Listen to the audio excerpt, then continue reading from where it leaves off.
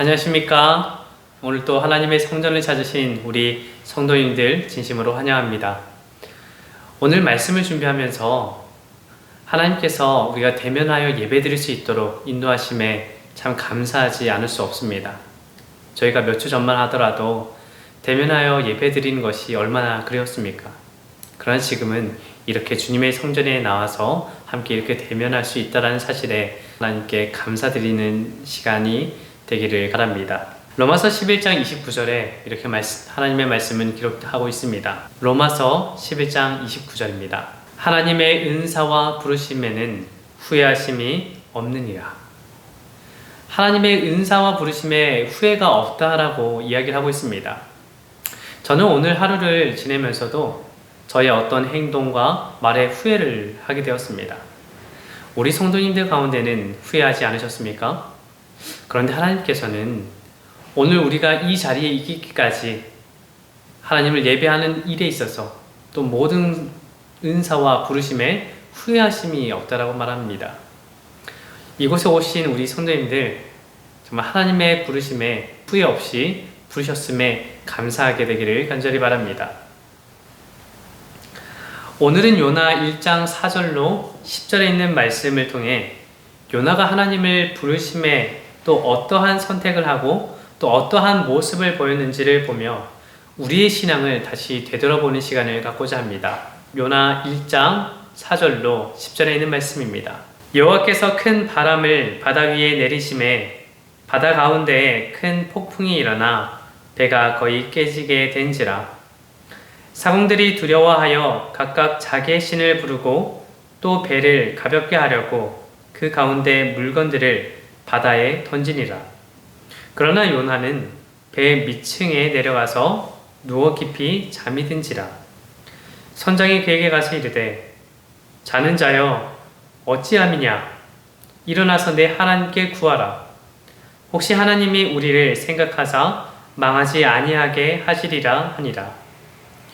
그들이 서로 이르되 자 우리가 제비를 뽑아 이 재앙이 누구로 말미암아 우리에게 임하였나 알아보자 하고 곧 제비를 뽑으니 제비가 요나에게 뽑힌지라.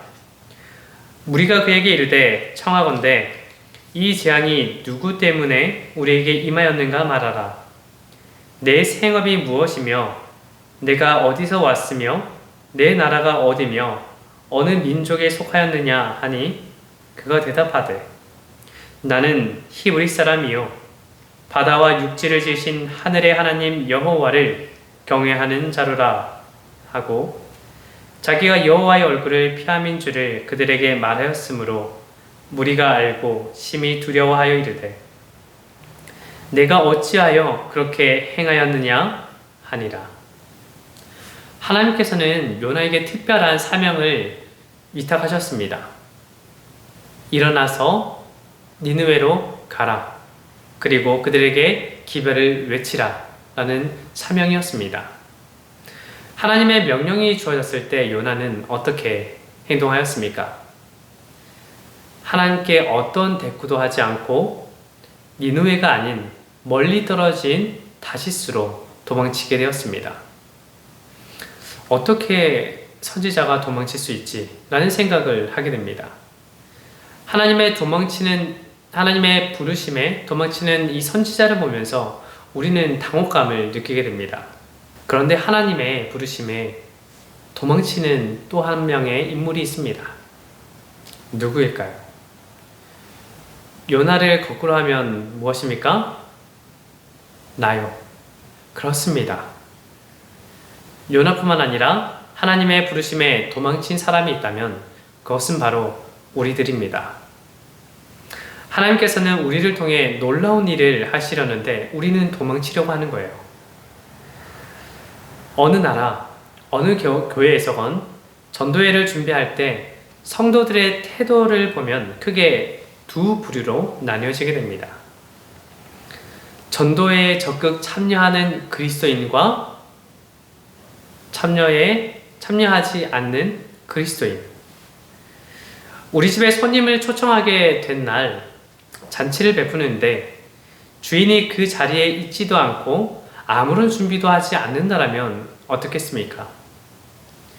그 잔치 자리에 있어야 하는 것은 기본 중에 기본입니다. 각자 사정이 있다라는 것은 알고 있습니다. 그런데 가정에 특별한 일이 생기면 어떻게 합니까? 자신의 일보다 가정을 먼저 생각하게 돼요. 일을 다 제쳐두고 가정의 일을 돌보는 것입니다. 하나님을 위한 말씀의 잔치에는 왜 일이 먼저가 되는 것입니까? 나는 아니요, 나는 몰라요 라는 방관적인 태도를 보여서는 안 될 것입니다. 이 교회의 주인은 바로 우리인 것입니다. 하나님의 부르심은 특권입니다. 아멘이십니까? 아멘입니다. 결코 값싼 부르심이 아닙니다.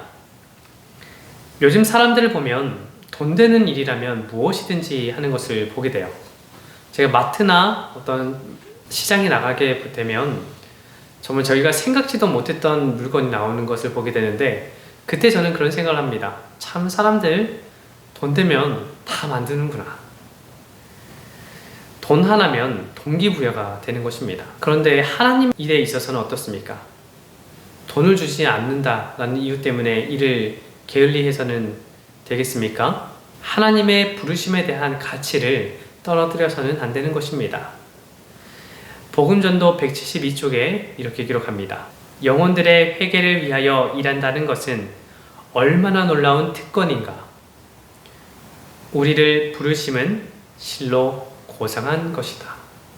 또한 가력 뽑은 기별 1권 375쪽에서 이렇게 기록합니다.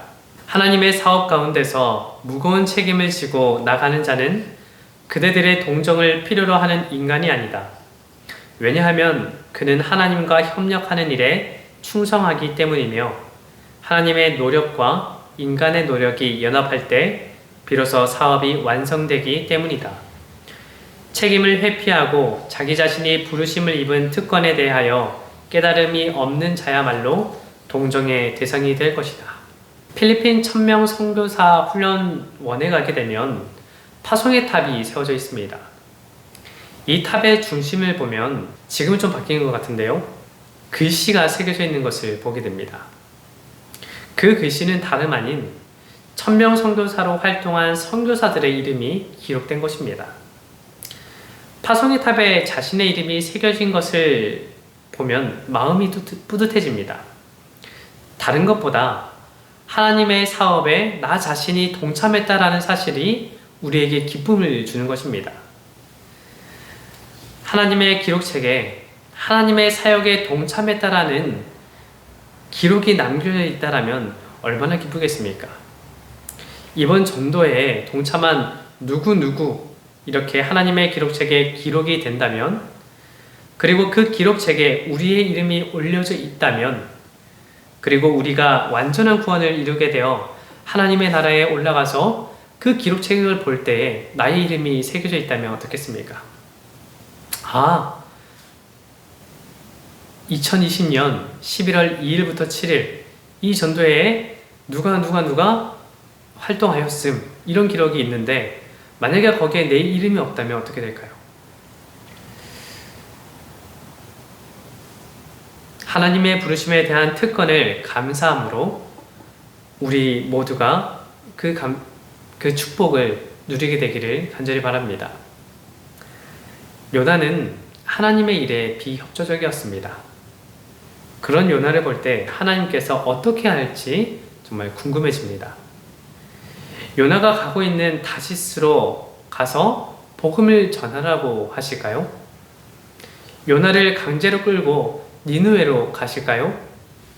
아니면 도망치는 요나를 버리고 다른 사람을 택하여 기별자로 삼으실까요?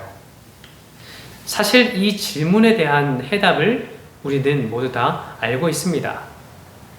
이렇게 질문해 보는 것은 하나님께서도 다른 선택을 하실 수 있으시다는 것입니다. 엘렌 화이트보다 먼저 부르심을 받은 인물들이 있습니다. 윌리엄 포이입니다. 그는 목회자가 되기 위해 준비하고 있던 침례교회의 신자였습니다. 1842년 보스턴에서 그는 2차례에 걸쳐 이상을 받게 됩니다. 하나님께서 포이에게 기별을 전하라고 하셨지만 자신이 혼혈하였기 때문에 주저하게 됩니다. 이상을 받은 지 이틀 후에 보스턴의 브룸필드 교회 목사로부터 이상 받은 것이 있으면 이야기해달라는 초청을 받게 됩니다. 그리고 그는 마지못해 응하게 됩니다. 그런데 놀랍게도 그 기별을 듣는 사람들에게 그것은 상당히 큰 은혜였습니다. 그 후 3개월 동안 계시를 전하다가 가족의 생계를 핑계로 떠나가 버리고 얼마 지나지 않아 죽음으로 생을 마감하게 되었습니다. 두 번째로 부르심을 받은 인물은 헤이즌 포스입니다. 메인주 포틀랜드에 살면서 1844년 10월 22일 예수님께서 오실 것을 굳게 믿은 젊은 청년이었습니다. 하나님은 그에게 재림운동의 장래와 새 예루살렘에 들어갈 때까지 재림 신자들이 겪을 시련을 보여주면서 많은 사람에게 전하라고 하셨습니다. 그러나 그는 비난이 두려워 주저하였습니다. 다시 이상이 주어졌는데 만약 그 명령을 거절하면 영적 은사가 다른 사람에게 넘어갈 것이다 라는 그런 계시였습니다.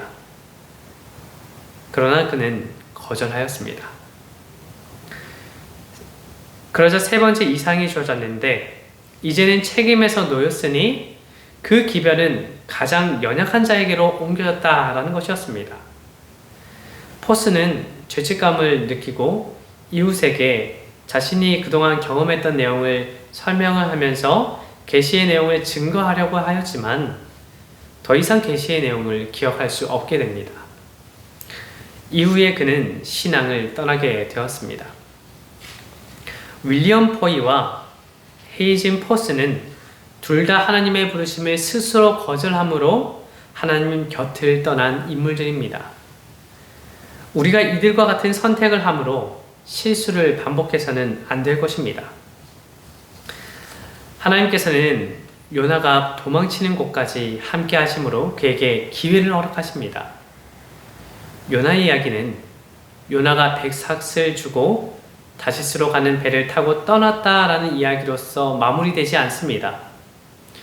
요나가 도망치는 그곳까지 하나님께서는 함께 하시는 것입니다.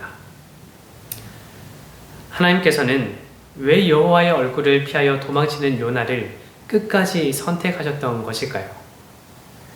하나님의 말씀에 잘 순종하며 따르는 다른 사람을 선택했다라면 하나님께도 편하지 않으셨을까요?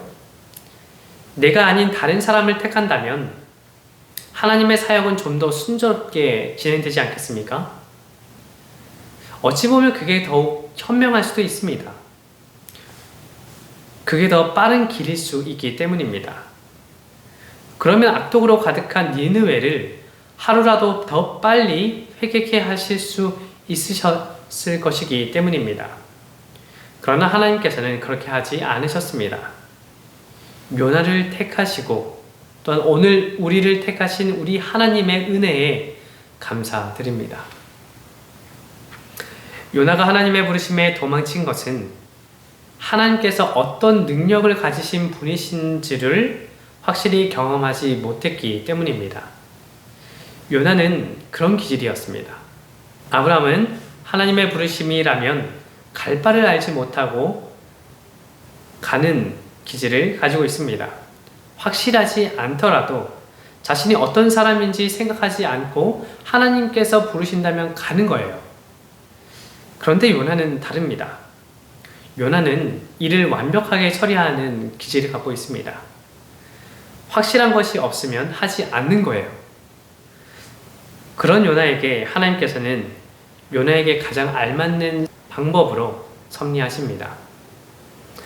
하나님께서 어떠한 능력을 가지신 분인지를 여러 이적들을 통해서 그에게 경험시켜주는 것입니다. 그 첫 번째 경험이 배에서의 경험입니다. 요나 1장 4절입니다. 여호와께서 큰 바람을 바다 위에 내리심에 바다 가운데에 큰 폭풍이 일어나 배가 거의 깨지게 된지라. 하나님께서 큰 바람을 바다 위에 불게 하셔서 큰 파도가 일게 하셨습니다. 배가 거의 깨질 듯이 말입니다. 여기에서 배가 거의 깨지게 된지라 라는 말은 배를 의인화한 표현인데요. 이것은 배가 부서지려고 생각하다 라는 말입니다. 이처럼 배가 의인화된 것은 그만한 이유가 있습니다. 마태복음 8장 27절에서 예수님께서 바람과 바다를 꾸짖으셨을 때 잔잔했던 그 모습을 보고 사람들은 이렇게 이야기했습니다. 그 사람들이 놀랍게 여겨 이르되 이가 어떠한 사람이기에 바람과 바다도 순종하는가 하더라. 하나님께서는 바람과 바다도 순종하는데 내가 어찌 내 하나님의 말씀에 순종하지 않느냐라는 것을 요나에게 말하고자 하셨던 것 같습니다. 이어 5절에서 큰 바람과 파도에 대해 극명하게 대조되는 두 반응을 기록하고 있습니다. 5절입니다. 사공들이 두려워하여 각각 자기의 신을 부르고 또 배를 가볍게 하려고 그 가운데 물건들을 바다에 던지니라. 그러나 요나는 배 밑층에 내려가서 누워 깊이 잠이 든지라. 사공들과 요나의 반응입니다. 사공들의 반응은 이렇습니다. 먼저 두려워합니다. 그리고 각자 자신들의 신에게 기도를 해요. 그리고 자기가 살기 위해서 배에 있는 짐들을 다 바다에 내던집니다. 사공들이 배 운행을 하면서 얼마나 많은 파도를 경험하였겠습니까? 적어도 수백 번의 경험이 있었을 것입니다. 그러나 전에는 경험해보지 못했던 일에 그들은 두려움을 느낀 것입니다. 삶과 죽음의 기로에서 애쓰는 사공들과는 달리 요나의 반응도 세 가지로 나눌 수 있는데요. 첫 번째, 배의 밑으로 내려갑니다. 그리고 자리에 눕습니다. 그리고 잠에 듭니다. 생각하기로는 큰 폭풍이 일어날 때 요나는 이미 배 밑층에서 잠에 취해 있을 것이라고 생각됩니다. 그럴 수도 있겠지만 좀 더 성경을 자세히 보게 되면 그렇지 않다라는 것을 발견하게 됩니다. 그러나 요나는 배 밑층에 내려가서 누워 깊이 잠이 든지라. 큰 파도가 일고 있는 상황에서 사공들이 각자 자신의 신에게 기도하고 있는 것을 보고 요나는 배 밑층으로 내려가서 잠을 자는 것입니다. 어느 정도로 잤냐면 이 잠이라는 히브리어는 라담인데요. 창세기 2장 21절에서 하나님께서 하와를 창조하실 때, 하와를 만드실 때에 무엇을 하였습니까? 아담을 잠들게 하여서 그의 갈비뼈로 하와를 창조하게 되었습니다. 여기에서 잠이라는 단어가 이 타르데마입니다. 이것이 바로 라담에서 유래한 단어입니다. 요나는 지금 잠을 자는데 아주 푹 자고 있는 거예요. 히브리어 성경을 헬라어로 번역한 70인역을 보면 요나가 코를 골면서 잔다라고까지 표현하고 있습니다. 요나의 자는 모습은 마치 아무런 미련 없이 나는 죽어도 돼 라는 것을 보여주는 것 같습니다. 요나는 하나님의 부르심에 죽는 것보다 그 부르심이 싫었던 것입니다. 6절에 있는 말씀입니다. 선장이 그에게 가서 이르되 자는 자여 어찌함이냐 일어나서 내 하나님께 구하라. 혹시 하나님이 우리를 생각하사 망하지 아니하게 하시리라 하니라. 배의 선장은 죽음의 위험 가운데 배 밑에서 잠을 자고 있는 요나에게 가서 그를 깨우며 말하는 것입니다. 어떻게 보면 너무 깊게 잠들고 있는 요나를 발로 차면서 이렇게 깨웠을지도 몰라요. 자는 자여 어찌함이냐 일어나서 내 하나님께 구하라. 혹시 하나님이 우리를 생각하여 망하지 않게 하실 수도 있다. 그리스도인 요나보다 이방인 선장이 낫습니다. 선장의 말은 이런 상황에서 어떻게 잠을 자냐? 당신이 어떤 신을 믿는지는 잘 모르지만 우리가 믿는 신은 아무것도 하지 못했다. 당신이 믿는 신이 있지 않냐? 그분께 기도해보라. 나는 그분을 잘 모르지만 그분이 우리를 생각해서 우리를 살려줄지도 모른다라는 그런 고백인 것입니다. 힘들고 지칠 때 기도하지 아니하는 나를 보면서 신앙하지 않는 친구가 기도해봐 라고 하는 것과 좀 비슷해 보입니다. 요나는 선장의 말에 어쩔 수 없이 기도하게 되지만 하나님께서 요나의 기도를 들으시겠습니까? 듣지 않으시겠죠. 그러니 제비를 뽑았던 것입니다. 7절에 있는 말씀입니다. 그들이 서로 이르되 자 우리가 제비를 뽑아 이 재앙이 누구로 말미암아 우리에게 임하였나 알아보자 하고 곧 제비를 뽑으니 제비가 요나에게 뽑힌지라.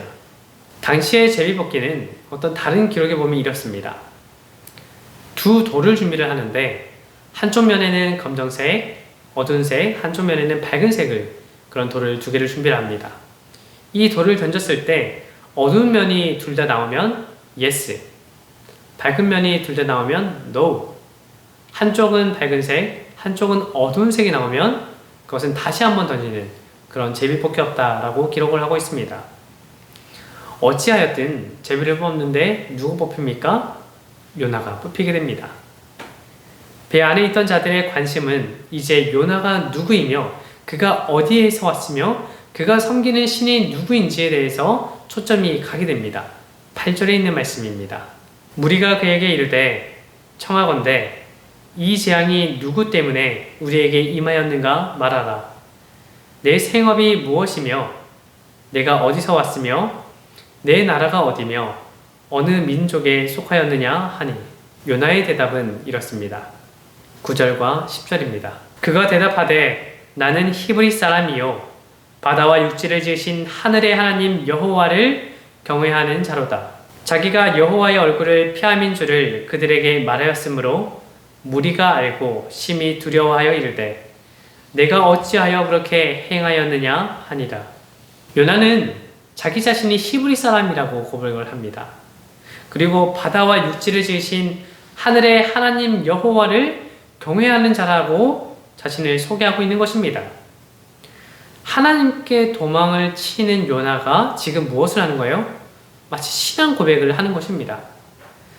니느웨로 가는 배 안에서 이러한 말을 했다면 이해가 갑니다. 그러나 지금 여호와의 얼굴을 피하려고 도망치는 요나가 아니겠습니까? 여호와 하나님의 얼굴을 피하여 도망하였다면 나는 그 어떤 신도 믿지 않습니다 라고 하거나 나는 하나님을 경외했던 자입니다 라고 답변을 해야 했었는데 자신이 섬기는 신은 바다와 육지를 만드신 하늘의 하나님 여호와 창조주 하나님이라고 소개를 하면서 자신은 그분을 경외하는 자라고 이야기하고 있는 것입니다. 그러면서 자신은 그 하나님께로부터 도망치고 있다라고 고백합니다. 하나님을 경외한다면서 그분을 피하여 도망치고 있다니요. 요나의 답변을 듣고 사람들은 놀라 말합니다. 내가 어찌하여 그렇게 행하였느냐. 이 말은 그들이 죽을 수도 있는 위협 가운데 했던 말입니다. 모든 것을 아시는 하나님이시지만 이 말은 하나님께서 요나에게 하고 싶으신 질문이 아니었을까요?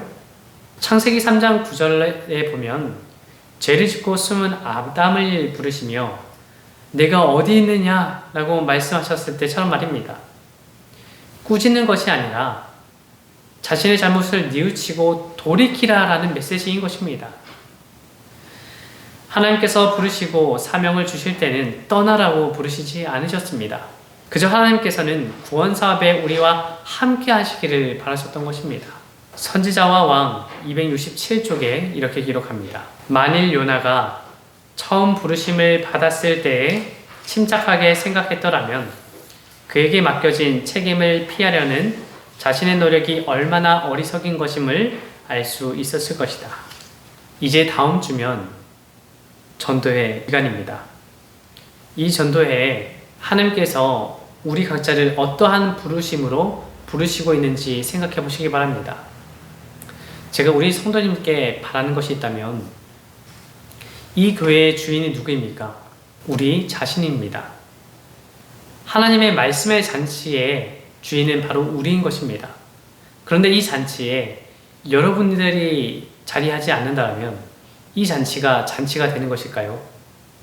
이 자리에 있는 우리 성도님들께서는 이미 전도회 기간 동안에 참석하실 줄을 믿습니다. 다만 제가 바라는 것은 우리 성도님께서 다른 성도님들께 미리 연락을 하고 또 함께 이 전도회에 참석하자고 그렇게 독려해 주시기를 간절히 바랍니다. 주인이 없는 자리에 영혼들은 찾지 않습니다. 우리 모두가 이 자리에 참석함으로써 정말 하나님의 말씀의 잔치가 큰 축복과 또 은혜를 누리게 되기를 간절히 소원합니다. 하나님의 부르심에 순종하여 하나님의 일에 동참하는 우리 모두가 되길 간절히 바라며 말씀을 줄이겠습니다.